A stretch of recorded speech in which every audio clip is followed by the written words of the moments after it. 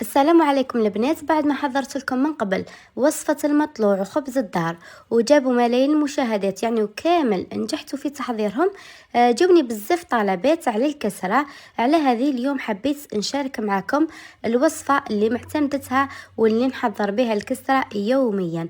جبت لكم المقادير تاع الكسرة بالكيس، يعني السميد والماء وكل المقادير، يعني تكيلوهم بالكيس للمبتدئات. يعني أي واحدة مبتدئة من أول مرة إن شاء الله راح تنجح في تحضير الكسرة. وصفة بزاف سهلة ويومية، يعني تقريبا يوميا نطيب الكسرة. على هذه حبيت نشاركها معكم.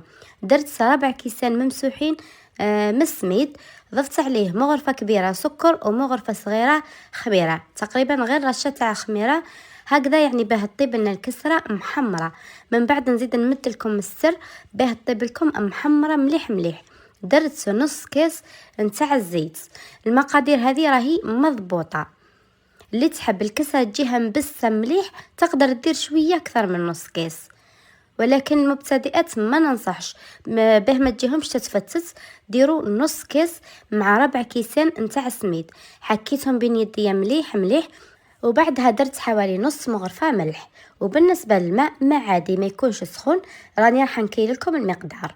درت هنا الكاس الاول تاع الماء، ذوبت فيه هذاك الملح ونخلطوه مع السميد. هنا خلطوا بالاصابع تاعكم لانه الكسرة راهي ما تحتاجش العجن او الدلك. هذاك المطلوع اللي نعجنوه، انا الكسرة ما نعجنهاش نلمها برك. دوك تشوفوا الكاس الثاني شحال دات لي منه. هنا نلموها مليح مليح، ما تخلوهاش محتاجه الماء باه ما تتشققش معاكم. اذا تشققت تعرفوا بلي راهي ناقصه ماء. شوفوا القوام تاع العجين. هنا لموها وهاو المقدار. دات لي الكاس الاول كاس معمر، الكاس الثاني دات لي منه حوالي 2 اصابع. كما راكم تشوفوا راني كيلت لكم بالكيس، يعني تدي لكم كاس وشوي. قسمتها على 2، درت لي كيما قلت لكم 2 خبزات.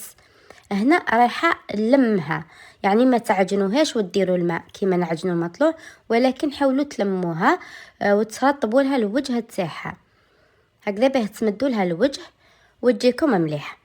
هنا شوفوا لميتهم في 2 بهذه الطريقه.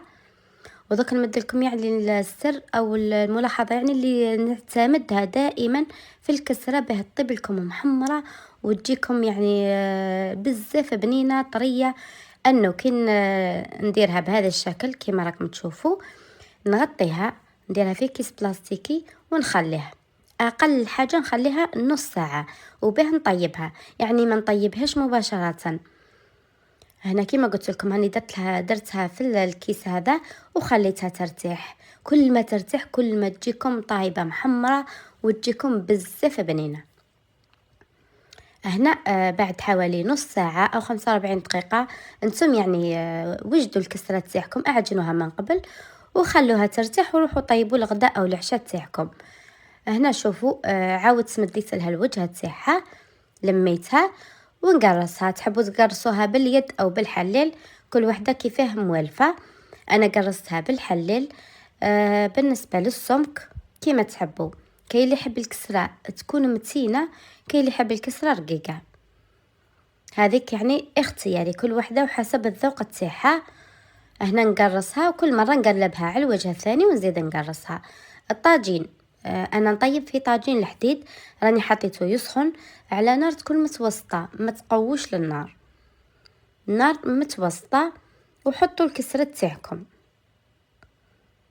اللي تحب تطيب في الطاجين تاع الطين او في المقله، كل وحده وش موالفه الطيب.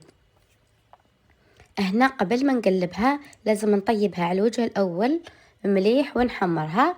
هنا ما تضغطوش عليها بزاف، شويه برك حتى تحمر لي من الوجه الاول، وبعدها نقلبها نزيد نحمرها من الوجه الثاني. انا صراحه لازم تكون محمره مليح مليح. الطياب كاين اللي يحبوها ما تكونش محمره، كل واحد يطيب على حسب الرغبه تاعو.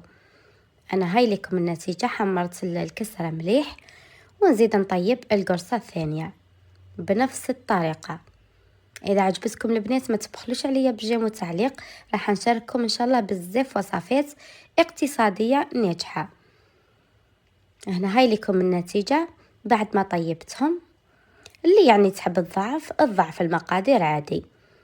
هذه هي الكسرة تاعنا تاع نهار اليوم، ان شاء الله تكون عجبتكم واستفدتوا، ونتلاقاو في وصفات جديدة ان شاء الله.